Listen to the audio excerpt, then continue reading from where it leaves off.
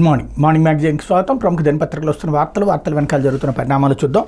ఈనాడు చూస్తే ప్రగతికి పునాది భోగాపురం అన్నటువంటి వార్తను హైలైట్ చేశారు. అంతర్జాతీయ విమానాశ్రయం నా కళ 2026 జూన్ నాటికి సాకారం చేస్తే ఎయిర్పోర్ట్ నిర్మాణంపై సమీక్షలో సీఎం చంద్రబాబు. విజయనగరం జిల్లా భోగాపురంలో అంతర్జాతీయ విమానాశ్రయం నిర్మాణం తన కళని దాన్ని సాకారం చేసుకునే అవకాశం ఇప్పుడు వచ్చిందని ముఖ్యమంత్రి చంద్రబాబు నాయుడు పేర్కొన్నారు. భవిష్యత్తులో విమానాశ్రయం రాష్ట్రానికి పెద్ద ఆస్తిగా, ఈ ప్రాంతం ఎంతో అభివృద్ధి చెందే నగరంగా మారుతుందని ఆకాంక్షించారు. దీని రాకతో తొలి దశలో విశాఖపట్నం, విజయనగరం, మల్లేశ్వరం, శ్రీకాకుళం జిల్లాలు కలిసిపోతాయని చెప్పారు. ఈ ప్రాంతం ఆర్థిక కేంద్రంగా, పారిశ్రామిక అభివృద్ధికి పెట్టని కోటగా మారే అవకాశం ఉందని పేర్కొన్నారు. ఉత్తరాంధ్ర ప్రగతి కీలకమవుతుందన్నారు అన్నటువంటి వార్తని హైలైట్ చేశారు. ఇకపోతే పోలవరం కట్టక ముందే ఉత్తరాంధ్రకి నీళ్లు ఇస్తాం, పురుషోత్తంపట్నం పుష్కర ఎత్తిపోతలను ఉపయోగించుకుంటాం, 800 కోట్లు ఖర్చు చేస్తే 2.2 లక్షల ఎకరాలకు నీరు అందుతుంది, విశాఖ ఉక్కును రక్షించుకోవడం పైన మా ఆలోచన అంతా అంటూ ఏదైతే ప్రాజెక్ట్ ఇంతకుముందు కూడా అసలు ఈ ప్లాన్తోనే నీళ్ళని అక్కడ నిల్వ చేయాలనుకుంది. ఆ ప్రాజెక్టులో నుంచి అంటే పోలవరం ప్రాజెక్ట్ ఇప్పట్లో పూర్తి కాదు కాబట్టి ఆ ప్రాజెక్టు వాళ్ళు వచ్చేటటువంటి నీళ్ళని ఇచ్చేసేటటువంటి ప్రక్రియ మీద సీరియస్గా కాన్సన్ట్రేట్ చేశారు. లేకపోతే విశాఖ ఉక్కుని మూసివేస్తారని భయపడద్దు, ప్రధానిని ఒప్పిస్తాం, ఆయన మార్గదర్శకత్వంలో ప్లాంట్ పునరుజ్జీవానికి కృషి చేస్తాం, కేంద్ర ఉక్కు శాఖ మంత్రి కుమారస్వామి భరోసా. విశాఖ ఉక్కు కర్మాగారం ప్రైవేటీకరణ ప్రశ్నే లేదు, కాబట్టి ఈ విషయం వెల్లడించడానికి ప్రధాని మోడీ అనుమతి కావాలి, ముందు ప్రధానితో మాట్లాడి ఒప్పించాల్సి ఉంది, అందుకోసం మేము విస్తృతంగా చర్చించాం, ప్లాంట్ను దారికి తెచ్చేందుకు సమగ్ర నివేదిక రూపొందించి ప్రధాని ముందు ఉంచుతాం, అయినా ప్రైవేటీకరణ చేస్తామని అమ్ముతామని ఎవరు చెప్పారని కేంద్ర ఉక్కు భారీ పరిశ్రమ శాఖ మంత్రి హెచ్డి కుమారస్వామి వ్యాఖ్యానించారన్నటువంటి వార్తని హైలైట్ చేశారు. అయితే రాష్ట్ర ప్రభుత్వ వాటా 10% తగ్గించేలా కేంద్రాన్ని కోరుతా ఉంటే రహదారుల నిర్మాణం చేపట్టే బాధ్యత తీసుకుంటే పంచాయతీరాజ్ గ్రామీణాభివృద్ధి శాఖ మంత్రి పవన్ కళ్యాణ్ రాష్ట్రంలో Asian infrastructure investment bank AIIB రుణ సహాయంతో చేపడుతున్న గ్రామీణ రహదారుల అభివృద్ధి ప్రాజెక్టును రాష్ట్ర ప్రభుత్వ వాటా నిధులు 30% నుంచి 10% తగ్గించాల్సింది కేంద్ర ప్రభుత్వాన్ని కోరతామని పంచాయతీరాజ్ గ్రామీణాభివృద్ధి శాఖ మంత్రి ముఖ్యమంత్రి పవన్ కళ్యాణ్ అన్నారు. 4,976 కోట్ల నిధులతో చేపట్టిన 7,213 కిలోమీటర్ల రహదారుల పనుల పురోగతి మీద విజయవాడలోని క్యాంప్ కార్యాలయం గురువారం ఆయన ఏఐబి ప్రతినిధులు, పంచాయతీరాజ్ ఇంజనీరింగ్ అధికారులతో సమీక్షించి మాట్లాడారన్నటువంటి వార్తని హైలైట్ చేశారు. ఇక్కడ కేంద్రం ఒక్క రాష్ట్రం కోసం అట్లా చేయదు, అదొక పాలసీ మ్యాటర్ ఉంటుంది. బిగిన్ చేస్తే కనుక దేశంలోని అన్ని రాష్ట్రాలకి ఉంటుంది. వాస్తవంగా కేంద్రం 70 రూపాయలు పెట్టుకుంటుంది, 30 రూపాయల రాష్ట్రం పెట్టుకోవడం. ఆ 30 రూపాయలు కూడా కాదు అంటే కష్టం, ఎందుకంటే హైవేస్ కూడా కట్టాలి కదా కేంద్రం, అలాగే ఇతరత్రా ఉంటుంది. బట్ ఇక్కడ కేంద్రంతో మాట్లాడతానంటున్నారు కాబట్టి ఏమవుతుందో చూడాలి. అది తీసుకొస్తే గొప్ప విశేషమే. అయితే పిట్టల్లా రాలిపోతున్న గిరిజన విద్యార్థులు 2023-24లో 66 మంది మృతి, జ్వరం బారిన పడి 12 మంది, కడుపు, తల, గొంతు నొప్పికి 11 మంది బలి, నివ్వెరపరుస్తున్న అధికార గణాంకాలంటూ ఆరోగ్యంగా ఉన్న విద్యార్థి ఆడుకుంటూనే కింద పడిపోయాడు, ఆసుపత్రికి తీసుకెళ్లే లోపలే చనిపోయాడు. అమ్మాయికి అప్పటి వరకు చిన్న అనారోగ్య సమస్య కూడా లేదు, ఉన్నట్టుండి కడుపు నొప్పి వచ్చింది, ఆసుపత్రికి తీసుకెళ్లే మార్గంలో రక్తపాంతులు చేసుకుని చనిపోయింది.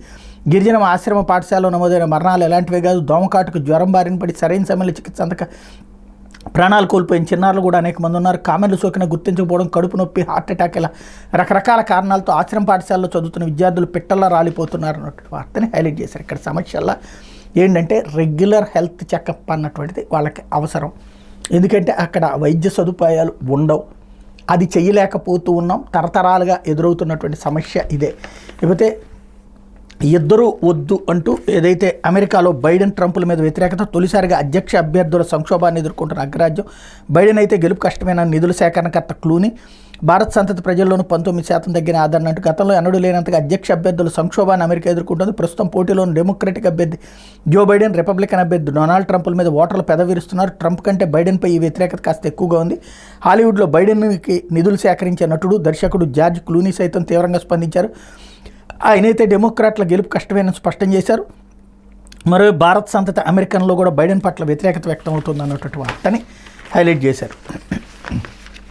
లేకపోతే సీఏ చివరి పరీక్షల్లో 20,446 మంది ఉత్తీర్ణత సాధించారన్నటువంటి వార్తను కూడా ఇక్కడ హైలైట్ చేశారు. మరొక వైపున సాక్షి చూస్తే ఒక్కరికే వందనం అందరికీ ఎగనామం అంటూ తల్లికి వందనం పథకంపై కూటమి ప్రభుత్వం యూటర్న్, ఇంట్లో ఎంతమంది ఉంటే అంతమందికి ఇస్తామని ఎన్నికల్లో హామీ, స్కూల్కి వెళ్లే ప్రతి విద్యార్థికి 15,000 చొప్పున జమ చేస్తామని మేనిఫెస్టోలో ప్రకటన, జీవో నెంబర్ 29లో ఒక్క తల్లికి మాత్రమే తల్లికి వందనం అని స్పష్టీకరణ, 1 కోటి మంది పిల్లలున్న నిలువునా మోసం చేస్తున్న సీఎం చంద్రబాబు, ఇంట్లో పిల్లలందరినీ కాకుండా ఒక్కొక్కడికే అంటూ మెలిక, అది ఎప్పుడు ఇస్తారో తెలియదు, 5 ఏళ్ల డేటా ఉన్న లబ్ధిదారుల ఎంపిక పేరుతో తాత్సారం చేస్తున్న సర్కారు, ఇన్నాళ్ళు కేవలం గైడ్లైన్స్ మాత్రమే జారీ, అందులోనూ ప్లేట్ ఫిరాయింపు, ఏటా జూన్ నెలలోనే అమ్మఒడి జమ చేసిన జగన్ ప్రభుత్వం, వైఎస్ జగన్ సీఎంగా ఉండుంటే ఈపాటికి అమ్మఒడి, రైతు భరోసా, విద్యా దీవెన, వసతి దీవెన, మత్స్యకార భరోసా అందేది అంటూ తల్లికి వందనం కింద ఏడాదికి ప్రతి ఒక్క బిడ్డకు 15,000 రూపాయలు ఇచ్చే బాధ్యత నాది, ఒక్కరికి అనే నిబంధన లేదు. ఇద్దరుంటే ఇద్దరికి ఇస్తా, ముగ్గురుంటే ముగ్గురికి ఇస్తా, నలుగురుంటే నలుగురికి ఇస్తా, మీ ఇంట్లో ఎంతమంది పిల్లలు ఉంటే అంతమందికి 15,000 చొప్పున ఇస్తా, ఈ లెక్క నలుగురుంటే 60,000 ఇస్తానంటూ అప్పట్లో చంద్రబాబు స్టేట్మెంట్ని కూడా ఇక్కడ హైలైట్ చేస్తూ అధికారంలోకి వచ్చిన తర్వాత ఇచ్చినటువంటి జీవోని ఇక్కడ హైలైట్ చేశారు. లేకపోతే కోవిడ్ సమయంలో విశాఖలోనే ఉన్న 8 రోజులు ఉన్న పరిస్థితిని నేనే చక్కదిద్దా, నేను గతంలో ఓడిపోయిన తర్వాత మెట్టెక్ జోన్కి ఇబ్బందులు సృష్టించారు, కోవిడ్ సమయంలో విశాఖలోనే ఉన్న పరిస్థితిని చక్కదిద్దా, డ్రోన్లతో దోమల్ని నాశనం చేసే టెక్నాలజీ నేనే తీసుకొచ్చా, వాటిని గుర్తించి డ్రోన్లతోనే చంపించేసి దోమల రహిత రాష్ట్రంగా ఏపీని చేస్తా, బెంగళూరు ఎయిర్పోర్ట్ సమీపంలో అభివృద్ధికి ప్రణాళికలు సిద్ధం చేస్తున్నాం, సిఐఏ ప్రతినిధులతో మెట్టెక్ జోన్లోని భాగస్వాముల సిబ్బందితో ముఖ్యమంత్రి చంద్రబాబు నాయుడు చేసిన దెమ్మ తిరిగి మైండ్ బ్లాంక్ అయ్యే వ్యాఖ్యలు. ముఖ్యమంత్రిగా బాధ్యతలు చేపట్టిన తర్వాత తొలిసారిగా గురువారం విశాఖ పర్యటనకు వచ్చిన చంద్రబాబు విశాఖ, అనకాపల్లి, విజయనగరం జిల్లాలో పలు కార్యక్రమాల్లో పాల్గొన్నారు. గురువారం సాయంత్రం ఆయన మెట్టెక్ జోన్ సందర్శించారు. అక్కడ తయారు చేసిన పరికరాల ప్రదర్శన తిలకించారు. Global university for medical technology, national centre for medical మెటీరియల్స్ని ప్రారంభించారన్నట్టు వార్తని హైలైట్ చేశారు. రేపు తిరుమల క్యూలో ఫ్రాంక్ వీడియో, ఓ యూట్యూబర్ నిర్వాహకం, సోషల్ మీడియాలో కలకలం, మండిపడ్డ శ్రీవారి భక్తులు, విచారణకు టీటీడీ విజిలెన్స్ ఆదేశం. తిరుమల తిరుపతి దేవస్థానం భద్రతలోని డొల్లతనం, సిబ్బంది నిర్లక్ష్యం బట్టబయలైంది. శ్రీవారి దర్శనానికి వెళ్లే క్యూ లైన్లలోకి ఎలాంటి ఎలక్ట్రానిక్ పరికరాలను తీసుకెళ్లేందుకు అనుమతి లేనప్పటికీ తమిళనాడుకు చెందిన ఓ వ్యక్తి అక్కడి సిబ్బంది కళ్ళుగప్పి ఏకంగా మొబైల్ ఫోన్ తీసుకెళ్లి అంతటితో ఆగకుండా ఏకంగా ఫ్రాంక్ వీడియోని చిత్రీకరించడం, ఆ తర్వాత దాన్ని తన ఇన్స్టాగ్రామ్ పేజీలో పోస్ట్ చేయడం తీవ్ర కలకలం సృష్టించింది. తమిళనాడుకి చెందిన వివాదాస్పద యూట్యూబర్ టీటీఎఫ్ ఫాసన్ ఇటీవల తన మిత్రులతో కలిసి చేసినటువంటి వ్యవహారానికి సంబంధించినటువంటి వార్త హైలైట్ అయింది.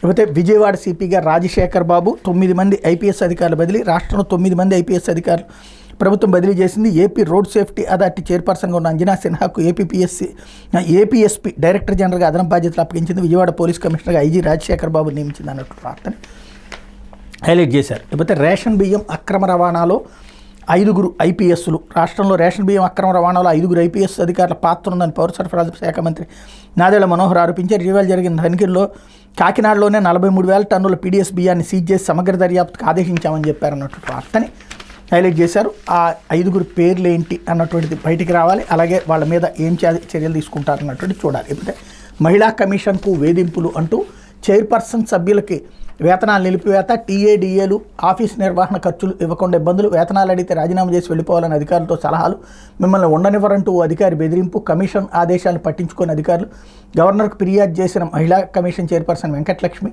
మహిళా శిశు సంక్షేమ శాఖ కార్యదర్శికి ఫిర్యాదు, న్యాయ పోరాటానికి సిద్ధమని వెల్లడి అన్నటువంటి వార్తని హైలైట్ చేశారు. లేకపోతే వివరణ ఇవ్వండి, వైఎస్ఆర్సీపీ కేంద్ర కార్యాలయం కూల్చివేతపై స్పందించిన high court, CRDA commissioner Katamneni Bhaskar, municipal commissioner నిర్మల్కు నోటీసులు, వాళ్ళపై కోర్టు ధిక్కార చర్యలు తీసుకోవాలని వైఎస్ఆర్సీపీ అంటూ కోర్టు ఆదేశాలకు విరుద్ధంగా తమ పార్టీ కేంద్ర కార్యాలయ భవనం కూల్చివేతకు పాల్పడిన అధికారుల మీద కోర్టు ధిక్కార చర్యలు తీసుకోవాలంటూ వైఎస్ఆర్సీపీ దాఖలు చేసిన పిటిషన్ మీద హైకోర్టు స్పందించింది. కూల్చివేతకు బాధ్యులైన CRDA commissioner Katamneni Bhaskar, Mangalagiri, Tadepalli municipal commissioner Nirmal కుమార్లకు వివరణ ఇవ్వాలంటూ నోటీసులు జారీ చేసింది. తదుపరి విచారణ ఆగస్టు 8వ తేదీకి వాయిదా వేసింది. ఈ మేరకు న్యాయమూర్తి జస్టిస్ చీమలపాటి రవి గురువారం ఉత్తర్వులు జారీ చేశారు. నిర్మాణంలో ఉన్న వైఎస్ఆర్సీపీ కేంద్ర కార్యాలయాన్ని కూల్చివేసేందుకు మున్సిపల్ కమిషనర్ జారీ చేసిన ప్రాథమిక ఉత్తర్వులను సవాల్ చేస్తూ వైఎస్ఆర్సీపీ ఇటీవల హైకోర్టులో పిటిషన్ దాఖలు చేసింది. విచారణ సందర్భంగా ప్రభుత్వ న్యాయవాది స్పందిస్తూ చట్ట ప్రకారం నడుచుకుంటామని కోర్టుకు హామీ ఇచ్చారు. దీన్ని పరిగణలోకి తీసుకున్న హైకోర్టు వైఎస్ఆర్సీపీ భవనం కూల్చివేత విషయంలో తదుపరి చర్యలు చేపట్టే ముందు చట్ట ప్రకారం నడుచుకోవాలని CRDA commissioner Katamneni Bhaskar, municipal commissioner Nirmal కుమార్లకు ఆదేశాలు ఇస్తూ గత నెల 21న ఉత్తర్వులు జారీ చేసింది. ఈ ఆదేశాలు వైఎస్ఆర్సీపీ తరపు సీనియర్ న్యాయవాది పొన్నవోలు సుధాకర్ రెడ్డి లిఖితపూర్వకంగా సిఆర్డీఏ కమిషనర్, మున్సిపల్ కమిషనర్ దృష్టికి తీసుకొచ్చారు. కానీ కోర్టు ఆదేశాలను బేఖాతరు చేస్తూ ఆ మరుసటి రోజు తెల్లవారుజామున వైఎస్ఆర్సీపీ కేంద్ర కార్యాలయాన్ని కూల్చేశారు.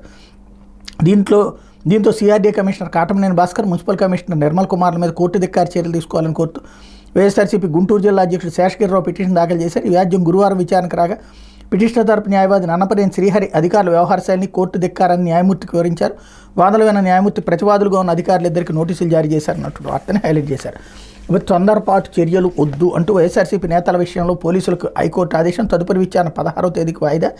టీడీపీ కేంద్ర కార్యాలయంపై దాడిఘట్టకు సంబంధించి పోలీసులు నమోదు చేసిన అక్రమ కేసులో వైఎస్ఆర్సీపీ ఎమ్మెల్సీలు లేళ్ల అప్పిరెడ్డి, తలసెల రఘురాం, మాజీ సలహాదారు సజ్జల రామకృష్ణారెడ్డి, మాజీ ఎమ్మెల్యే ఆళ్ల రామకృష్ణారెడ్డి, వైఎస్ఆర్సీపీ నేత దేవినేని అవినాష్కి హైకోర్టు ఓటనిచ్చింది. తదుపరి విచారణ వరకు వారి మీద ఎలాంటి తొందరపాటు కఠిన చర్యలేవి తీసుకోవద్దని పోలీసులను ఆదేశించింది అన్నటువంటి వార్తని హైలైట్ చేశారు. లేకపోతే ఆంధ్రజ్యోతి, ఏపీ నెంబర్ 1 అంటూ ఇదే మా లక్ష్యం, పాలనను పరుగులు పెట్టిస్తాం చంద్రబాబు, ఉత్తరాంధ్రకు నేనున్న పోలవరం సుజల స్రవంతి పూర్తి చేసి 3.8 లక్షల ఎకరాలకు నీళ్లు అందిస్తా, పోలవరం పూర్తయితే కరువే ఉండదు, 800 కోట్లతో ఎడమ కాలువ పనులు, సూపర్ 6 అమల్లో రాజీ లేదు, స్టీల్ ప్లాంట్ తెలుగువాడి ఆత్మగౌరవం, యూటర్న్ తీసుకున్నాను నాపై దుష్ప్రచారం, వాజ్పేయి టైంలోనే ప్రైవేటీకరణ అడ్డుకున్న ఇప్పుడు కాపాడతా, సీఎం ఉత్తరాంధ్రలో సీఎం సుడిగాలి పర్యటన, పోలవరం ఎడమ కాలువ పరిశీలన, భోగాపురం విమానాశ్రయం సందర్శన అనంతరం విశాఖ మెట్టెక్ జోన్కు ఆనక సిఐఏ ప్రతినిధులతో వర్చువల్ భేటీ, పెట్టుబడులతో రండి పారిశ్రామికవేత్తలకు బాబు ఆహ్వానం, సిఐఏ వర్సిటీ అమరావతిలో పెట్టాలి, కొత్త P4 పాలసీ తీసుకురాబోతున్నాం, గ్లోబల్ హబ్గా మెట్టెక్ జోన్, త్వరలో ఏఐ వర్సిటీ అంటూ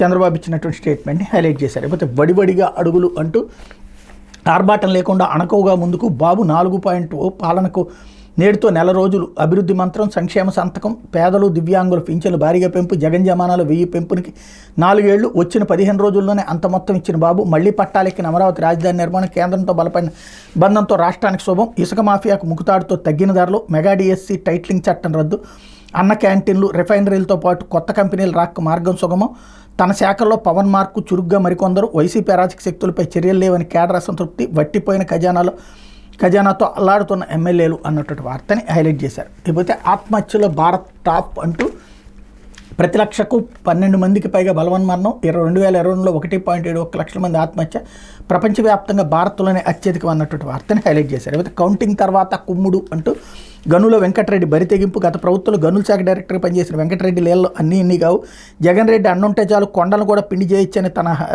తరహాలో చెలరేగిపోయారు. చివరిలో ఎన్నికల ఫలితాలు వచ్చిన మరుసటి రోజు కూడా నిబంధనలకు విరుద్ధంగా కంజాల తవ్వకాలకు సంబంధించిన లీజుల రెన్యువల్, కొత్త వాటికి అనుమతిస్తూ 170 లెటర్ ఆఫ్ ఇంటెంట్లు LOIలు ఇచ్చారు. వెంకటరెడ్డికి బాగా సన్నిహితులైన గనుల శాఖ డిప్యూటీ డైరెక్టర్, అసిస్టెంట్ డైరెక్టర్ DDADలను పిలిపించుకుని వారి సమక్షంలోనే LOIలను సంతకాలు చేశారు అని తెలిసింది. చట్టాలు, రూల్స్, ఎన్నికల కమిషన్, న్యాయశాఖలను కూడా పక్కన పెట్టి సొంతగా నిర్ణయాలు తీసుకున్నారన్నటువంటి వార్తని హైలైట్ చేశారు. అయితే విశాఖ ఉక్కును ప్రైవేటీకరించం అన్నటువంటి కుమారస్వామి హామీని కూడా ఇక్కడ హైలైట్ చేశారు. అట్లాగే సిసోడియాకి రెవెన్యూ అంటూ అధికారుల బదిలీల్ని హైలైట్ చేశారు.